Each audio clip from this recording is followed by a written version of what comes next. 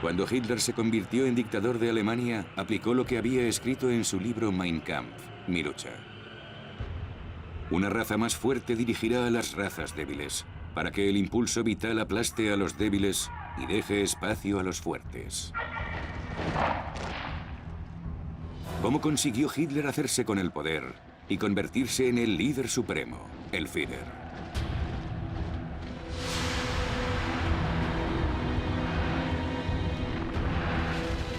Apocalipsis, la ascensión de Hitler.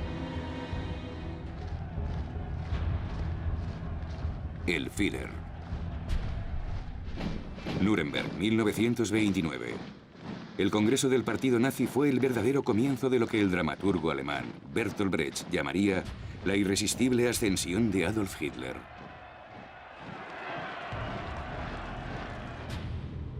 La devastadora y nueva crisis económica originada en Estados Unidos había causado estragos en todo el mundo, especialmente en Alemania.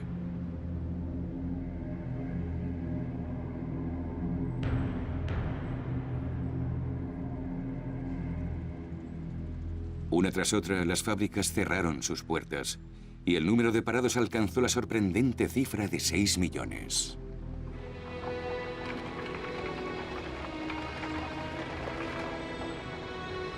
Desesperados, muchos alemanes recurrieron a los nazis o a los comunistas, que también tenían sus fuerzas paramilitares y vestían uniforme.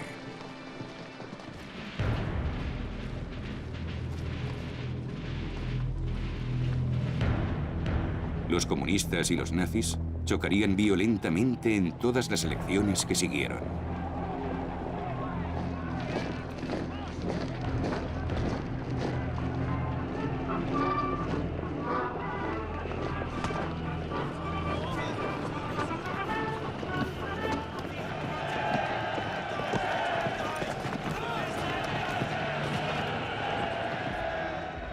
Hitler provocó desórdenes, mientras que al mismo tiempo afirmaba ser el único hombre capaz de detenerlos.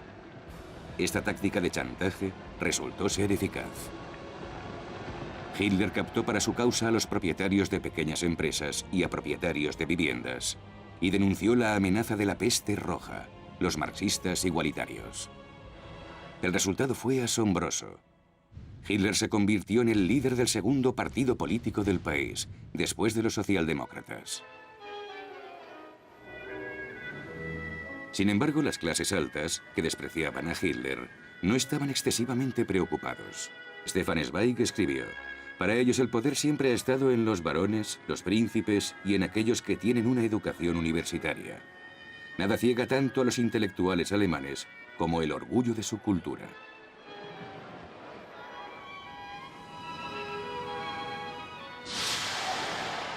Y mientras continuaba la ascensión de Hitler, en solo un año llegó a dominar la extrema derecha de Alemania. Las asociaciones de veteranos, como los Cascos de Acero, con 500.000 de miembros, tendría que obedecer sus órdenes.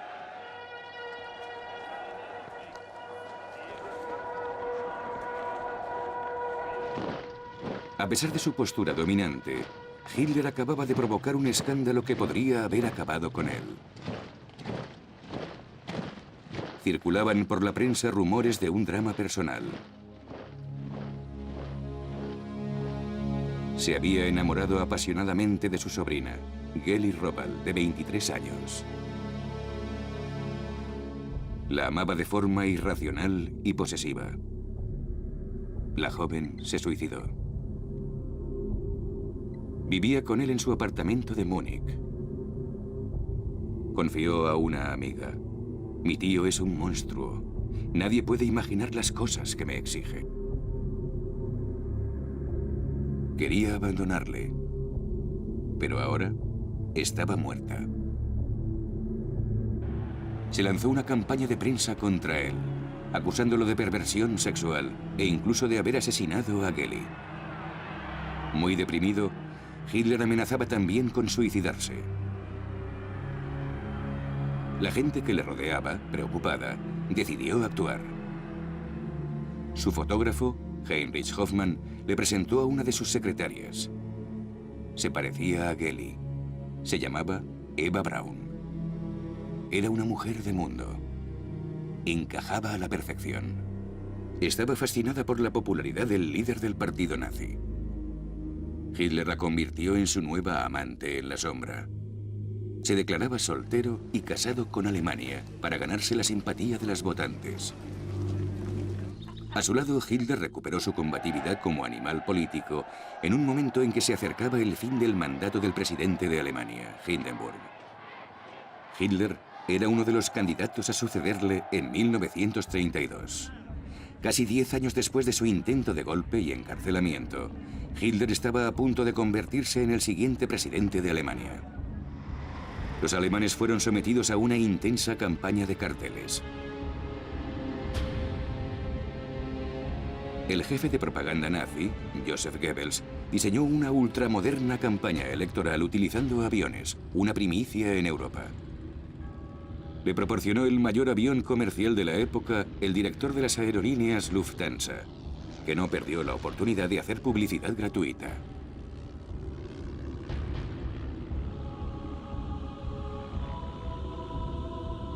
Hitler, llevando un casco de cuero, inició una gira por un centenar de ciudades alemanas, donde podía calibrar su popularidad. Su piloto, Hans Bauer, recordaba: «Volamos con todo tipo de clima, incluso con tormentas. Cancelar un viaje estaba fuera de toda consideración. La gente acabó por perder el miedo a volar». La conclusión de Hans Bauer fue: Hitler contribuyó a la expansión del tráfico aéreo.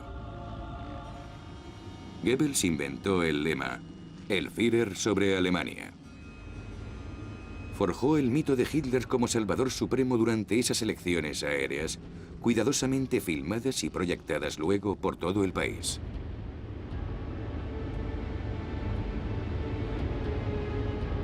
Pero Goebbels aún no podía relajarse. La campaña era muy costosa y los varones industriales desconfiaban de los métodos violentos de Hitler.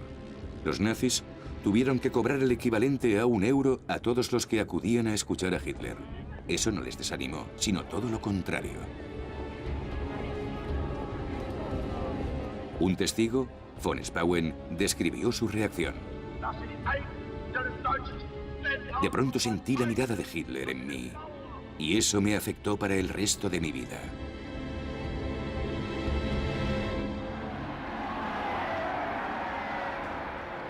Una semana antes de las elecciones presidenciales, Hitler reunió a 100.000 berlineses hartos de los partidos tradicionales, que parecían incapaces de hacer frente a la crisis.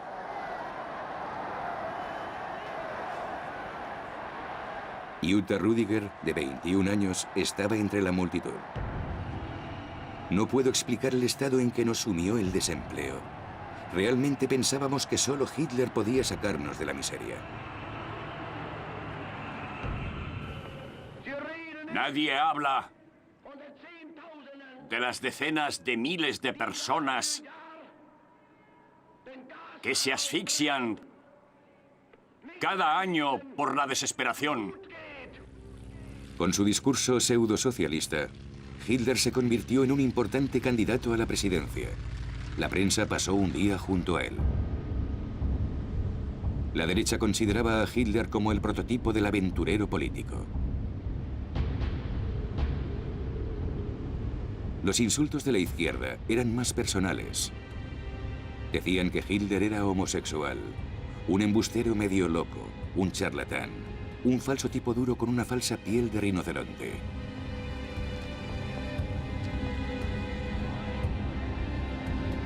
El presidente saliente, el mariscal Hindenburg, a pesar de ser un monárquico reaccionario, era apoyado por la izquierda.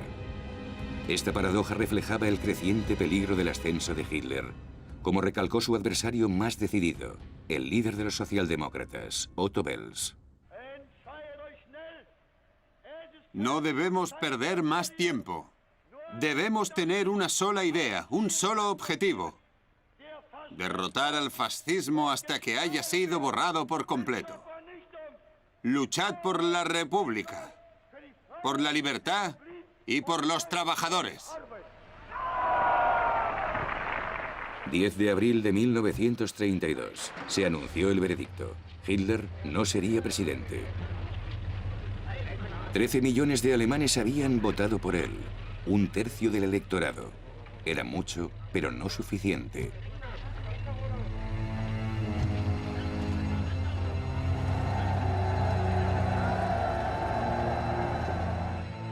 Hindenburg, reelegido gracias a los socialdemócratas, quería librarse de su dependencia de ellos.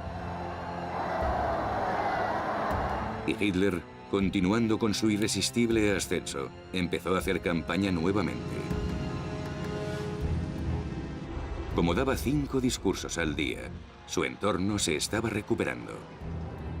Uno de sus íntimos contaba: teníamos los mismos segundos que tiene un boxeador para reponerse entre asaltos.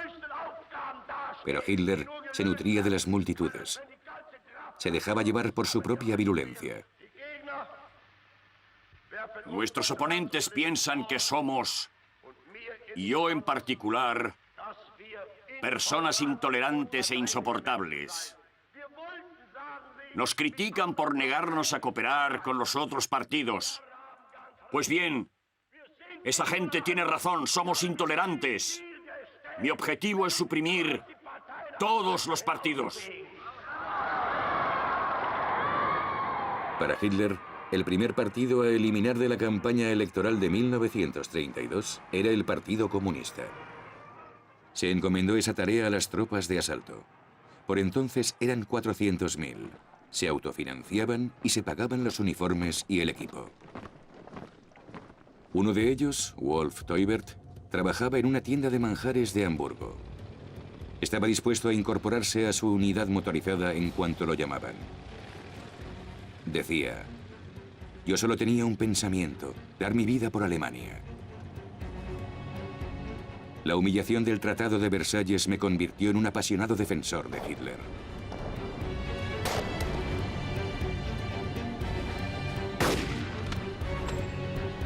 Había compañerismo, solidaridad y orgullo por nuestro uniforme. Nosotros, que nos sentíamos avergonzados de no haber luchado en la Gran Guerra por ser demasiado jóvenes, aprendimos de la experiencia de nuestros mayores.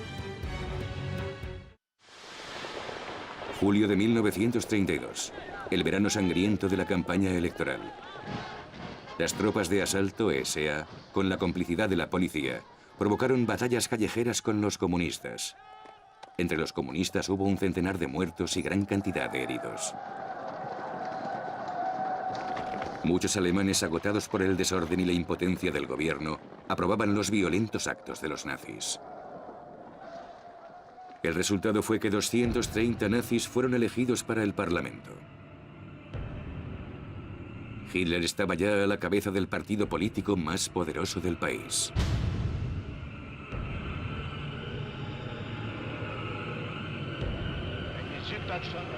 El poder estaba a su alcance por primera vez.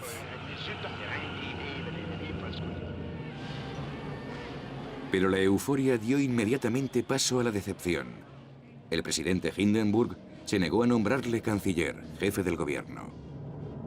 Hindenburg le dijo a Hitler: ante Dios, mi conciencia y la patria, no puedo entregar el poder a un partido tan intolerante como el suyo.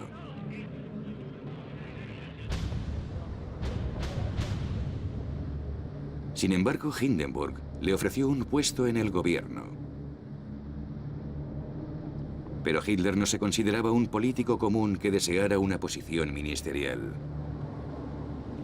Él quería todo el poder para establecer un Estado totalitario. En pocas semanas, Goebbels, el jefe del vasto grupo parlamentario nazi, logró paralizar el procedimiento democrático. No habría mayoría. Goebbels anunció entonces: es hora de disolver esta asamblea que ya no refleja la voluntad del pueblo. Habría que convocar unas nuevas elecciones, las terceras en un año. Tendrían lugar en noviembre. Hitler lo vio como otra oportunidad para obtener votos. Tuve la energía y la tenacidad para convencer al millar de seguidores del principio en 14 millones de votantes. Y conseguiré que lleguen a 20 y luego a 30 millones.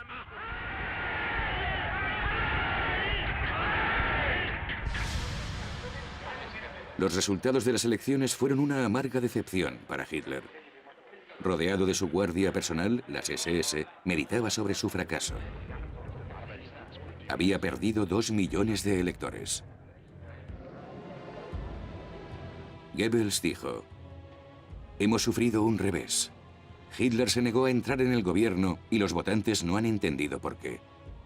Con amargura, Goebbels leyó los informes de la prensa extranjera. El London Daily Herald escribió: el hitlerismo está muerto como fuerza política. El diario francés Le Populaire, editado por el eminente socialista Léon Blum, publicó en su titular un artículo: El fin de Hitler. Pero no lo era. 3 meses más tarde, Hindenburg, ante la imposibilidad de tener la mayoría, nombró finalmente a Hitler canciller de Alemania.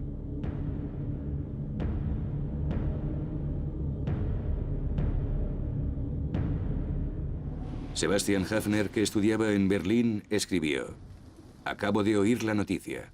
Estoy paralizado por el terror. Por un instante he olido físicamente la sangre y el barro. Veo algo peligroso, como la gran y sucia pata de un animal depredador afilando sus garras en mi rostro. Para lograr su fin, el lobo se disfrazó de cordero.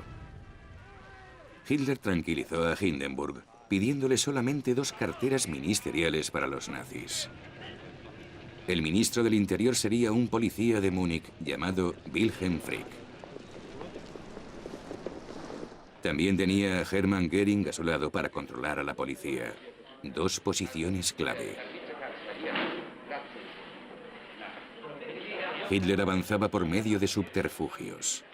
Su objetivo era demostrar que los cargos ministeriales más importantes habían sido para un conservador, Franz von Papen, ex canciller, y para el hombre fuerte de la extrema derecha, Alfred Jugenberg, ministro de Economía y Agricultura, un político agresivo, autoritario y de línea dura.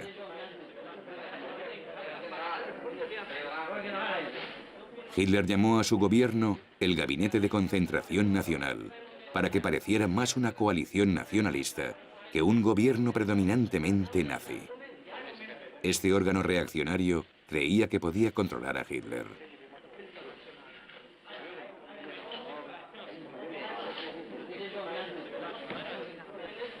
Von Papen cometió un error que le costaría caro al decir a Jugenberg: Hitler es nuestro hombre. A lo que Jugenberg respondió: lo supervisaremos. Esa misma noche, el 30 de enero de 1933, en Berlín y en todas las otras grandes ciudades alemanas, Goebbels organizó un desfile de antorchas del grupo de veteranos del casco de acero, las SS, y de manera destacada iban las tropas de asalto SA.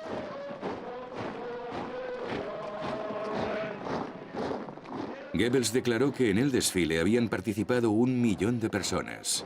Pero el agregado militar británico estimó que fueron menos de 15.000, que Goebbels les hizo dar vueltas durante horas.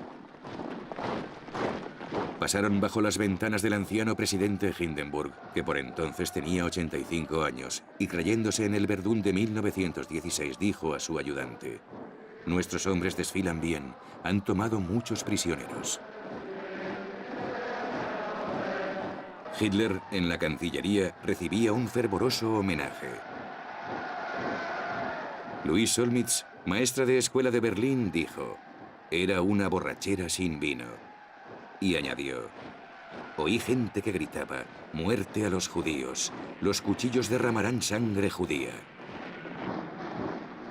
Goebbels concluyó: es como un cuento de hadas. En el Palacio de los Deportes de Berlín, Hitler pronunció su primer discurso como canciller. ¿Cuál era el plan de Hitler? El poder absoluto, pero por etapas. Todavía quedaban 200 comunistas y socialdemócratas en el Reichstag. Por lo tanto, el primer movimiento de Hitler fue disolver el Parlamento y convocar nuevas elecciones. Su discurso, transmitido por radio, fue un llamamiento a todos los votantes, incluso a los de izquierdas. Estoy convencido de que está llegando el momento en que esos millones de personas que nos condenan se unirán a nuestras filas y nos aclamarán por lo que hemos creado y conseguido con tanto esfuerzo. El nuevo Reich alemán, el Reich de la grandeza, del honor y la fuerza.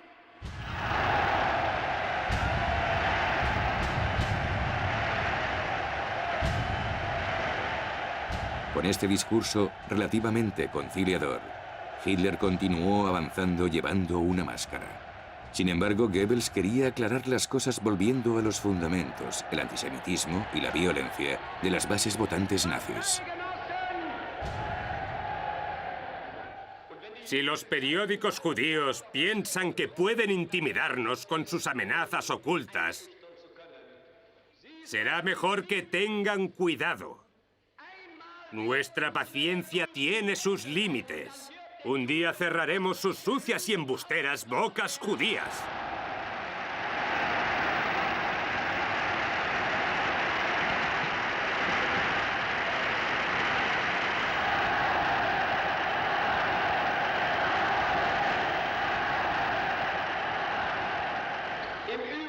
Miembros del partido y de las SA, no se preocupen.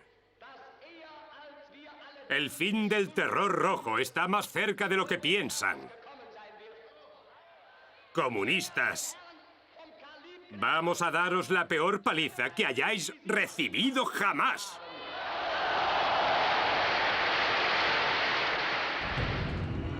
Solo 2 semanas más tarde, en Berlín, el Gran Reichstag, el edificio del Parlamento alemán, ardió durante la noche.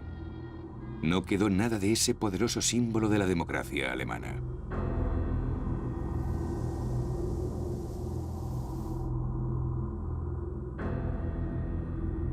La investigación llevada a cabo por la policía de Göring incriminó a un comunista holandés de 24 años llamado Marinus van der Lubbe, sospechoso de una amplia carrera de atentados.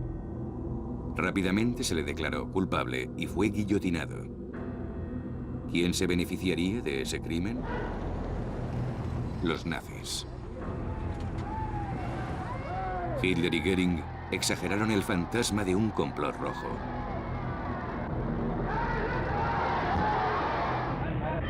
Göring había arrestado a 4.000 comunistas, incluyendo a los líderes. Pero el Partido Comunista no estaba prohibido todavía. Hitler deseaba mantener la apariencia de legalidad en las elecciones legislativas, mediante las cuales esperaba consolidar su poder.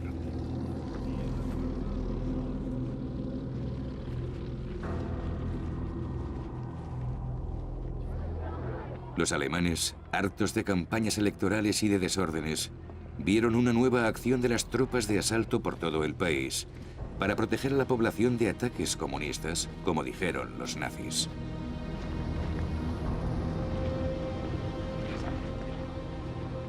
Las tropas de asalto ya armadas tenían la condición de agentes auxiliares de la policía. Por toda Alemania se aposentaron frente a las sedes de los partidos de izquierda y los sindicatos de trabajadores. Una vez más fomentarían la violencia, mientras Hitler seguía jugando con la baraja electoral para tranquilizar a un cada vez más agotado presidente Hindenburg.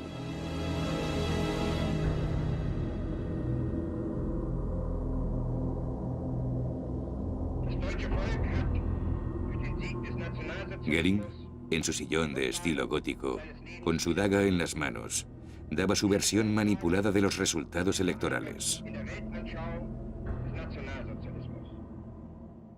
El 5 de marzo marca una gran victoria para un hombre y un movimiento. El ganador es Adolf Hitler. El movimiento es el nacionalsocialismo. Y ambos forman uno solo con el pueblo y el Reich alemán. En realidad, Hitler y su coalición apenas habían rozado la mayoría. Aún con toda su propaganda y la intimidación de las SA, Hitler no había impedido que los comunistas obtuviesen un 12% de los votos.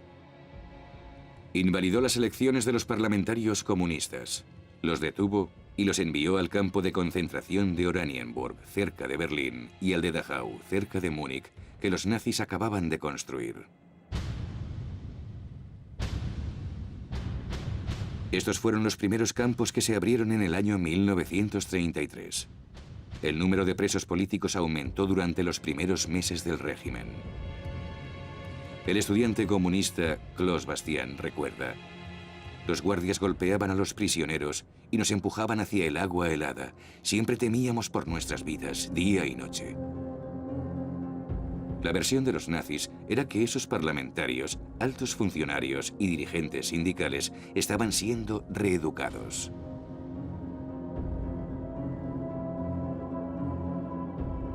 La sombra funesta de la dictadura se extendía sobre Alemania. Como el Reichstag había ardido, Hitler había instalado el nuevo parlamento en el Real Teatro de la Ópera. Estaba rodeado por las SA y exigía poderes ilimitados. Los miembros comunistas se habían ido, la mayoría de ellos a los campos de concentración. Los 94 socialdemócratas que aún estaban presentes tuvieron el coraje de votar en contra de Hitler. Ellos también fueron arrestados y enviados a los campos o forzados a huir del país. 441 miembros, desde la extrema derecha al centro católico, oyeron hablar a Hitler, un discurso incoherente que pretendía reforzar las ilusiones del pueblo. Como siempre, prometió el paraíso, el fin del desempleo, ayuda a los campesinos, respeto por la ley y, sobre todo, paz. El conjunto de votos de su propio grupo le garantizó plenos poderes durante 4 años.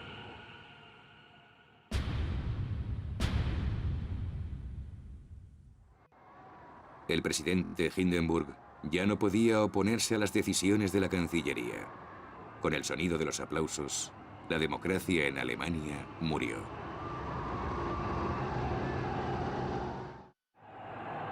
El hecho de que Hitler, cuyo poder se basaba en el antisemitismo, liderara uno de los países más avanzados del mundo industrializado, se percibió como una amenaza. En todo el mundo había manifestaciones contra Hitler, como esta de Nueva York, que protestaba en contra de su barbarie, su oscurantismo y su antisemitismo. Todos pedían un boicot mundial para los productos alemanes. Para disuadirlos, Hitler ordenó un boicot de 1 día de duración para las tiendas propiedad de los judíos de Alemania, que se entendió como una advertencia. Los judíos de Alemania se horrorizaron al ver carteles de las SA que decían: ni un céntimo para el capitalismo judío, compren productos alemanes y los judíos son la causa de nuestra ruina.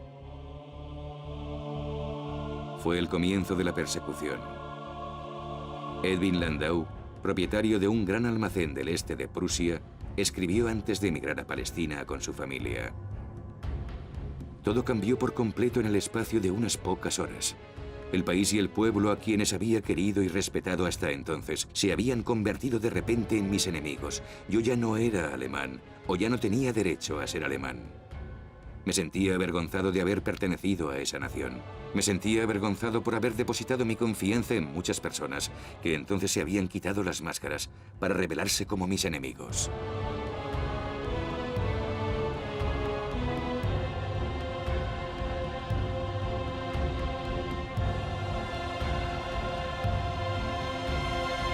El antisemitismo contaminó las universidades. El nazismo pervertía las mentes de la gente, poniéndola en contra de la cultura moderna, imponiendo unas ideologías intolerantes y sectarias que llevaría a los estudiantes a la quema de libros. El líder socialista francés Léon Blum escribió: lo que se necesita en Alemania es que los comunistas y los socialdemócratas luchen unidos. Pero los socialdemócratas no estaban dispuestos, y en cuanto a los comunistas, Moscú les había dado sus órdenes. No os aliéis con los socialdemócratas, a quienes describían como socialtraidores. Las órdenes suicidas de Stalin fueron un regalo para Hitler.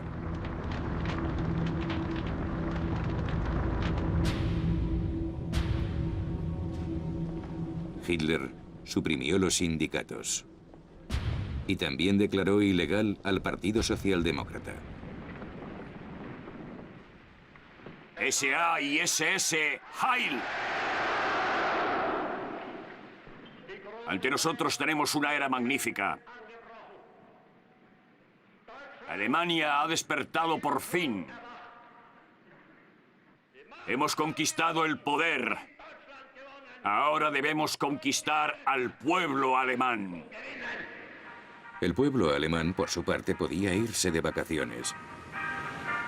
A partir de entonces, el partido nazi era el único partido legal. Sus consignas antisemitas no parecían entusiasmar a mucha gente. En gran medida eran indiferentes a la suerte de sus compatriotas judíos, que después de todo, solo eran unos 500.000, menos del 1% de la población.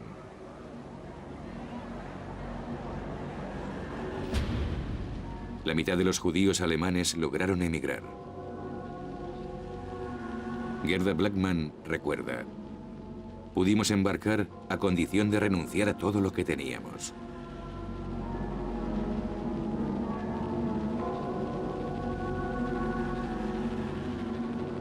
Los judíos alemanes más pobres quedaron atrapados en Alemania. Fueron deportados a los guetos del este y luego exterminados en los campos.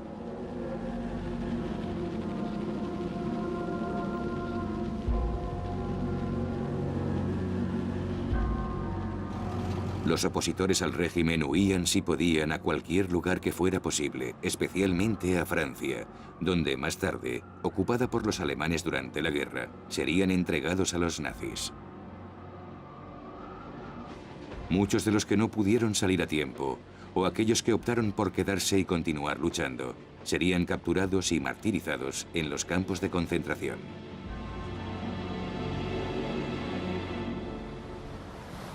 La mayoría de alemanes aceptaban el régimen totalitario.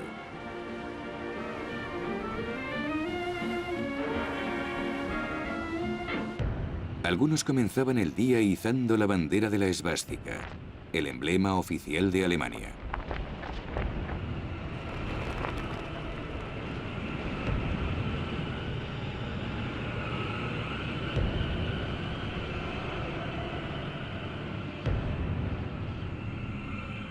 Los otros, ahora que Hitler había amordazado a la prensa, solo leían periódicos nazis.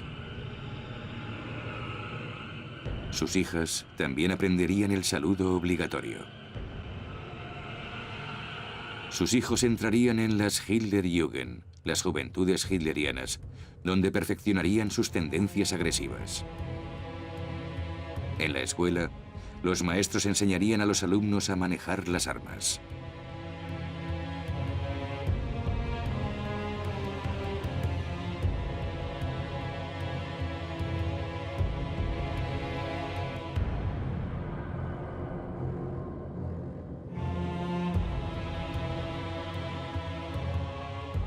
Los profesores tendrían que acatar las órdenes, porque los nazis daban ejemplos en clase de matemáticas tales como ¿cuánto cuesta un alumno?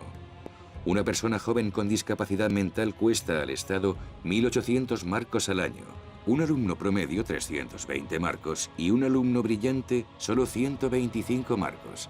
Respuesta: la sociedad solo puede sobrevivir si sus ciudadanos son genéticamente sanos. Las hijas mayores se unirían a la BDM, la Bund Deutscher Mädel, la Liga de Jóvenes Alemanas. Entrenarían a las chicas para que fueran buenas esposas y tuvieran muchos pequeños soldados, que morirían en las últimas acciones de combate en Berlín.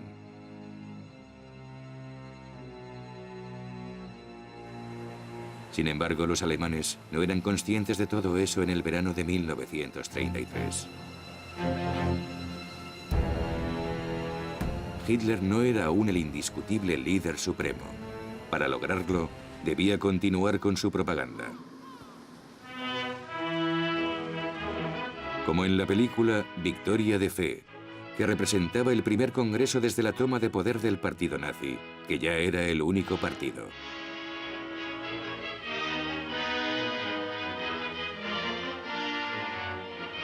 Hitler era bien servido por el talento de la joven directora Leni Riefenstahl, que le llamó la atención por su energía y belleza. con inteligentes encuadres y técnicas de iluminación, glorificaba al nuevo dios de una nueva mística, una mística de la raza, del líder, del poder y sus apóstoles, como el más leal de los leales, Rudolf Hess, uno de los redactores de las leyes contra los judíos, como Joseph Goebbels, que había convertido la propaganda en un importante ministerio, como Hermann Göring, que resucitaría la aviación alemana, y como Ernst Röhm, jefe de esas hordas de fanáticos, las tropas de asalto. Nada hacía sospechar que la película sería prohibida un año después, porque Röhm, a pesar de que había sido cómplice de Hitler desde el fracasado golpe de 1923, sería acusado de traición. Tal vez porque estaba demasiado cerca de Hitler, o porque las SA eran demasiado grandes y era una fuerza que rivalizaba con el ejército. Para obtener el apoyo del ejército, Hitler le encargó la eliminación de Röhm.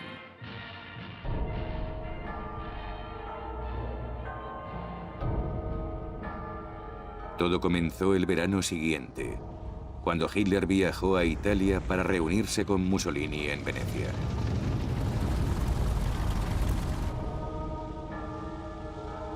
Hitler quedó impresionado por su homólogo, su modelo a seguir. Buscaba la aprobación de Mussolini para su plan de anexionarse con Austria. Mussolini se la negó. No quería que los alemanes se acercaran a sus fronteras. No le gustó Hitler y dijo: «Me recuerda a un monje charlatán». Le llevó a recorrer Venecia deliberadamente, empezando por mostrarle su flota de acorazados, ya que Hitler no tenía fuerza naval. Hitler regresó a Berlín mortificado. Entendía que hasta que no reconstruyera las fuerzas armadas, no podría llevar a cabo sus planes.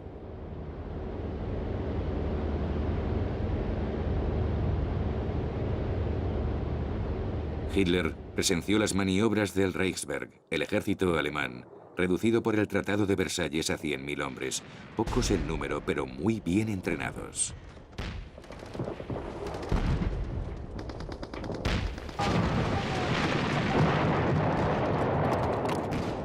Hitler sabía que para hacer la guerra necesitaba generales, almirantes, oficiales competentes, estrategas y especialistas capacitados.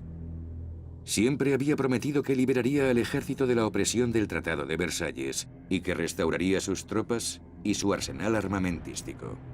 Pero los generales querían más, en particular deshacerse de Röhm y sus tropas de asalto, que estaban en condiciones de sustituir al ejército.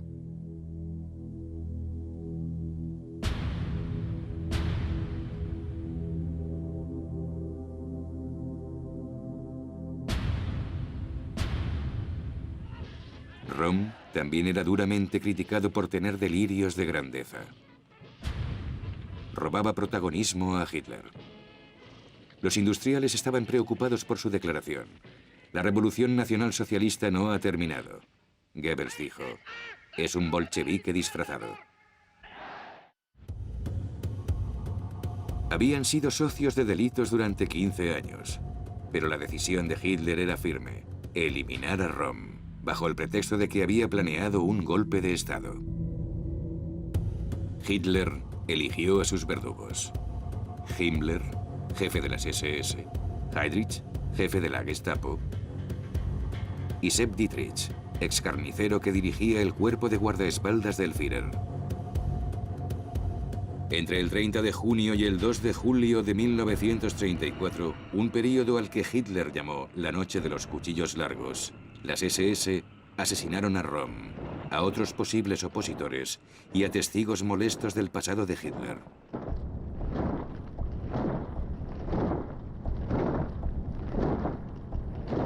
Con la desaparición de Röhm, las tropas de asalto perdieron toda su influencia y se utilizaron exclusivamente para mantener el orden. El ejército estaba satisfecho y también los varones de la industria, y Sepp Dietrich fue promovido a general de las SS. Cuando Leni Riefenstahl dirigió su siguiente película, El triunfo de la voluntad, en el Congreso del Partido Nazi de 1934, solo se veía en el negro uniforme de las SS desfilando detrás de Himmler. Hitler estaba solo en la cúspide de la pirámide. Un mes después de la noche de los cuchillos largos, el último presidente de la República, el mariscal Hindenburg, moría a los 87 años.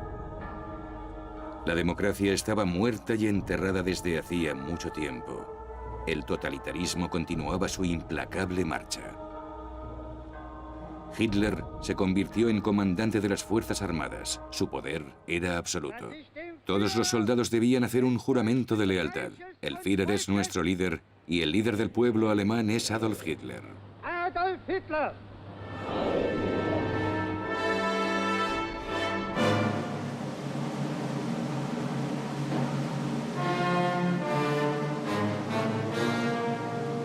Hitler volvió a asistir al Festival de Bayreuth para disfrutar de la música de Wagner, su compositor favorito.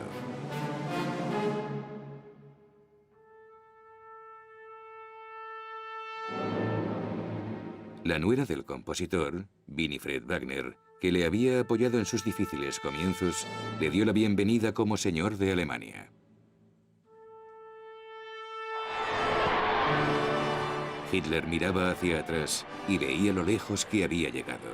Había logrado el sueño de su juventud, encarnar a Rienzi, su héroe wagneriano favorito, que se sacrificaba por su amado pueblo.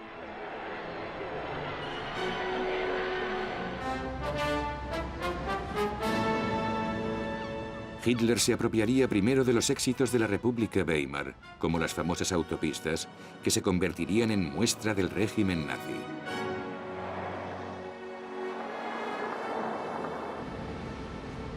Luego, Hitler atacaría aprobando las leyes raciales de Nuremberg.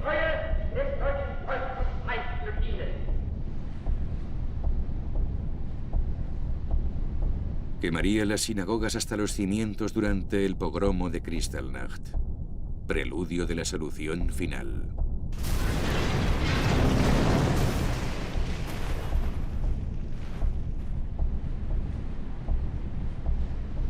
Violaría el Tratado de Versalles, reocupando las zonas desmilitarizadas en 1919. La debilidad mostrada por la falta de reacción de Francia e Inglaterra llevarían a Mussolini a acercarse a Hitler, lo que permitiría a este la anexión de Austria, un paso en lo que él llamaba sumisión, la integración de todos los pueblos de habla alemana en una Alemania más grande. Intervendría en la sangrienta Guerra Civil Española, enviando sus bombarderos para aniquilar a la población de Guernica, asegurando la victoria de los fascistas de Franco sobre los republicanos españoles.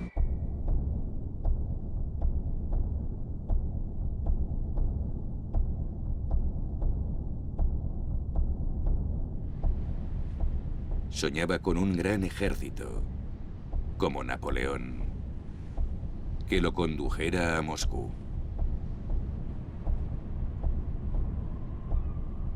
Al mismo tiempo, proclamaba su deseo de paz.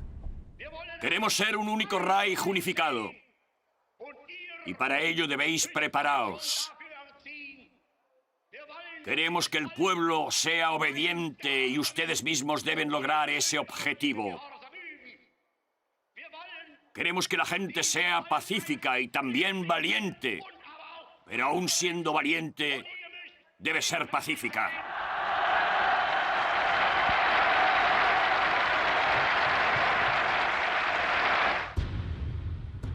Cuando Alemania estuvo dispuesta, Hitler, obstinado y feroz, la arrastró, junto con el resto del mundo, a una larga noche, poblada por los fantasmas de más de 50 millones de muertos.